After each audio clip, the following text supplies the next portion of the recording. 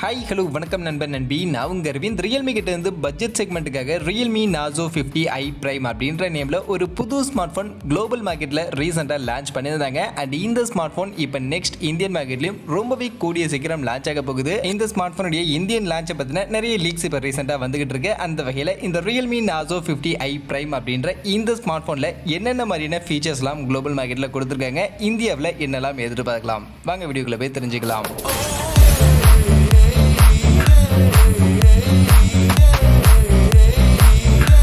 நான் ஆல்ரெடி இன்ட்ரோவில் சொன்ன மாதிரி இந்த ஸ்மார்ட் ஃபோன் ரியல்மி கிட்ட இருந்து அவங்களுடைய பட்ஜெட் செக்மெண்ட்டுக்கான ஒரு ஸ்மார்ட் ஃபோனை தான் கொண்டு வர போகிறாங்க. அந்த வகையில் ஃபர்ஸ்ட் இந்த ஸ்மார்ட் ஃபோனுடைய டிசைன் லுக் எப்படி இவங்க குளோபலில் லான்ச் பண்ணியிருக்காங்கன்னு பார்த்தீங்கன்னா இப்போ உங்களுக்கு டிஸ்பிளேல ஷோ ஆகுதுல, இதுதான் இந்த ஸ்மார்ட் ஃபோனுடைய டிசைனாக குளோபல் மார்க்கெட்டில் லான்ச் பண்ணியிருக்காங்க. மொபைலில் இருக்க கலர் ஆப்ஷன் பார்த்தா ப்ளூ அண்ட் கிரீன் அப்படின்ற மாதிரி ஒரு ரெண்டு கலர் ஆப்ஷன் தான் கொடுத்துருக்காங்க. அண்ட் டிசைன் உங்களுக்கு இப்போ டிஸ்பிளேல ஷோ ஆகுதுல, இதுதான் எக்ஸாக்டாக இந்த ஸ்மார்ட் ஃபோனுடைய டிசைன். கண்டிப்பாக இந்தியன் மார்க்கெட்லையும் இதே டிசைனோட தான் கொண்டு வருவாங்க. ஸோ டிசைன் பார்த்தீங்கன்னா பின்னாடி ஒரே ஒரு கேமராவோட தான் இந்த ஸ்மார்ட் ஃபோனுடைய டிசைன் இருக்கு. ஸோ அந்த வகையில் ஸ்மார்ட் ஃபோனில் ஒரே ஒரு கேமரா தான் பின்பக்கம் இருக்க போகுது. அண்ட் அந்த கேமராவும் 48 மெகா பிக்சலா 64 மெகா பிக்சலா அப்படின்னு நீங்கள் கேட்டிங்கன்னா அவ்வளோ சின்னலாம் கிடையாது. 8 மெகா பிக்சலுக்கான ஒரே ஒரு பின்பக்கம் கேமராவோட தான் இந்த ஸ்மார்ட் ஃபோன் அப்படின்றது இப்போதைக்கு குளோபல் மார்க்கெட்டில் லான்ச் பண்ணியிருக்காங்க. அதுவே முன்பக்கம் கேமரான்னு பார்த்தீங்கன்னா பின்பக்கமே 8 கேமரா கொடுத்துருக்காங்க. அப்போ முன்பக்கம் எவ்வளோ கொடுப்பாங்க? 5 மெகா பிக்சலுக்கான ஒரு செல்ஃபி கேமராவோட தான் இந்த ஸ்மார்ட் ஃபோனை இப்போதைக்கு லான்ச் பண்ணியிருக்காங்க. மற்றபடி இந்த ஸ்மார்ட் ஃபோனுடைய டிஸ்பிளே அப்படின்னு நீங்கள் பார்த்தீங்கன்னா இதில் 6.5 இன்ச்சஸ்க்கான ஒரு சைஸில் HD ப்ளஸ் ரெசல்யூஷனுக்கான ஒரு LCD டிஸ்பிளே தான் கொடுத்திருக்காங்க. சோ ஃபுல் HD பிளஸ் ரெசல்யூஷனுக்கான டிஸ்பிளே கூட கிடையாது, வெறும் HD பிளஸ் ரெசல்யூஷனுக்கான ஒரு டிஸ்பிளே தான் இங்க வருது. அண்ட் ரெஃப்ரெஷ் ரேட் எவ்வளவு அப்படி நீங்க கேட்டீங்கன்னா அதை பத்தி எல்லாம் கேட்க கூடாது, ஏன்னா அவங்களே மென்ஷன் பண்ணல. சோ மினிமம் ரெஃப்ரெஷ் ரேட் தான் இந்த ஸ்மார்ட் போன்ல இருக்க போகுது. 60 ஹெர்ட்ஸ்க்கான ரெஃப்ரெஷ் ரேட் கூட இந்த ஸ்மார்ட் போன்ல நமக்கு கிடையாது.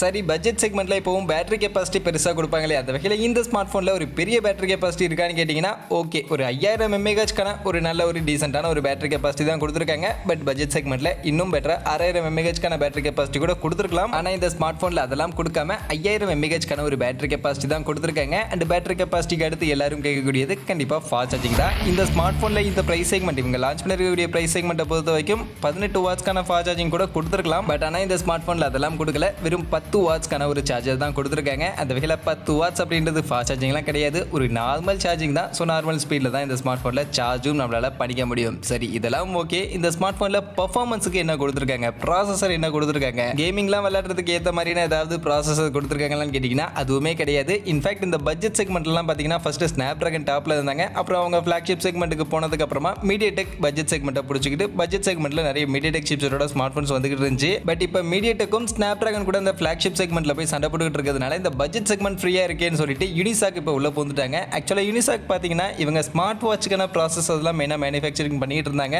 பட் இப்போ ரீசெண்ட் டேஸாக நிறைய ஸ்மார்ட் ஃபோன்ஸுக்கும் இவங்களுடைய சிப்செட்டை ஃபேப்ரிகேட் பண்ணி கொடுத்துக்கிட்டு இருக்காங்க. அந்த வகையில் ரீசெண்டாக பட்ஜெட் செக்மெண்ட்டில் நிறைய ஸ்மார்ட் ஃபோன்ஸில் இந்த யூனிசாக் கூடிய புது புது சிப்செட்லாம் யூஸ் பண்ணிட்டு இருக்காங்க. அப்படிப்பட்ட ஒரு சிப்செட் யூனிசாக் T612 அப்படின்ற ஒரு சிப்செட் தான் இந்த ஸ்மார்ட் ஃபோனில் இப்போதைக்கு பேக் பண்ணி கொடுத்துருக்காங்க. இதில் கேமிங் எல்லாம் கண்டிப்பாக உங்களால் நினச்சி கூட பார்க்க முடியாது. சும்மா எப்போவாது பேசிக் லெவலான கேம்ஸ் விளையாண்டுக்க முடியும், அதுக்குமே இந்த ஸ்மார்ட் ஃபோன் அந்த அளவுக்கு பெருசாக பர்ஃபார்ம் பண்ணாது. அந்த வகையில் கேமிங் எல்லாம் நினச்சி பார்க்காதீங்க, சும்மா நார்மல் யூசேஜுக்கு இந்த சிப்செட் இந்த ஸ்மார்ட் ஃபோனுக்கு வேணும்னா ஓகே அப்படின்னு சொல்லலாம். மற்றபடி அதர் ஃபீச்சராக இந்த ஸ்மார்ட் ஃபோனில் எப்போவுமே பட்ஜெட் செக்மெண்ட்டில் கொடுக்கக்கூடிய அந்த SD கார்டுக்கான ஸ்லாட், டெடிகேட்டட் SD கார்டுக்கான ஸ்லாட் இதுலேயும் கொடுத்துருக்காங்க. இந்த ப்ளூடூத் பொறுத்த வரைக்கும் 5.1க்கான கொஞ்சம் பெட்டரான ஒரு கனெக்டிவிட்டி கொடுத்துருக்காங்க. ஸோ இது ஒரு நல்ல விஷயமா இருக்கு. பட் ஆனால் இதுக்கு பதிலாக ஃபிங்கர் பிரிண்ட் ஸ்கேனர் இங்கே பிடிங்கிட்டாங்க. இந்த ஸ்மார்ட் ஃபோனில் ஃபிங்கர் பிரிண்ட் ஸ்கேனரே நமக்கு கிடையாது. ஸோ ஃபேஸ் அன்லாக் மட்டும் தான் இந்த ஸ்மார்ட் ஃபோனுடைய செக்யூரிட்டிக்காக இருக்கு, ஃபிங்கர் பிரிண்ட் ஸ்கேனர் கிடையாது. பட் ஃபைனலி இந்த ஸ்மார்ட் ஃபோனுடைய பிரைஸ் செக்மெண்ட் பட்ஜெட் செக்மெண்ட்டுக்கான ஸ்மார்ட் ஃபோன் தெரியும். பட் பட்ஜெட்ல என்ன பிரைஸ் செக்மெண்ட் அண்ட் என்ன ரேம் வேரியன்ட் கொடுத்துருக்காங்க அப்படின்னு நீங்க கேட்டீங்கன்னா இதுல base வேரியண்டா 4GB RAM 64GB internal அப்படின்ற இந்த வேரியன்ட் கொடுத்துருக்காங்க. அண்ட் இந்த வேரியன்ட்டுக்கு குளோபல்ல இவங்க செட் பண்ணிருக்கக்கூடிய பிரைசிங் $142. இந்தியன் மணிக்கு அதை அப்படியே கன்வெர்ட் பண்ணீங்கன்னா 11,000 ரூபாய் அப்படின்ற மாதிரியான ஒரு பிரைஸ் செக்மெண்ட்டுக்கு குளோபல் மார்க்கெட்ல இப்போதைக்கு இந்த ஒரு ஸ்மார்ட் ஃபோன் லான்ச் பண்ணிருக்காங்க. அண்ட் இந்தியன் மார்க்கெட்லயும் இதே பிரைஸ் செக்மெண்ட்டுக்கு கொண்டு வராங்க அப்படின்ற பட்சத்தில் கண்டிப்பா இந்த பிரைஸ் செக்மெண்ட்டுக்கு இந்த ஸ்மார்ட் ஃபோன் ஒர்த்தபிளான ஸ்மார்ட் ஃபோன் கிடையாது. அதனால லான்ச் பண்ணாம குளோபல் மார்க்கெட்லேயே வச்சுக்கலாம். பட் கண்டிப்பா இந்தியன் மார்க்கெட்டுக்கு இந்த ஸ்மார்ட் ஃபோன் வந்தே ஆகும். பட் என்னுடைய எக்ஸ்பெக்டேஷன் மோஸ்ட்லி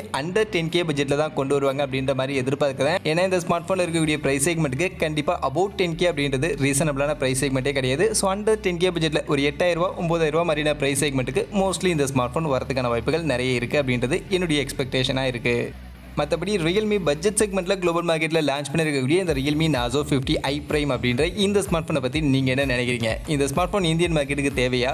உங்களுடைய ஒப்பீனியனை மறக்காம கமெண்ட் செக்ஷனில் வந்து சொல்லுங்கள். மற்றபடி இந்த வீடியோ இவ்வளவு தான். கண்டிப்பாக வீடியோ உங்க எல்லாருக்கும் பிடிச்சிருக்கும் அப்படின்னு நான் நம்புறேன். அப்படி வீடியோ பிடிச்சிருந்தால் லைக் பண்ணுங்கள், உங்கள் ஃப்ரெண்ட்ஸுக்கும் ஷேர் பண்ணுங்கள். நம்ம சேனலை சப்ஸ்கிரைப் பண்ணலை அப்படின்னா மறக்காமல் சப்ஸ்கிரைப் பண்ணுங்கள். மீண்டும் ஒரு நல்ல வீடியோவில் உங்கள் எல்லாரையும் சந்திக்கிறேன். அது வரைக்கும் tata bye and see you.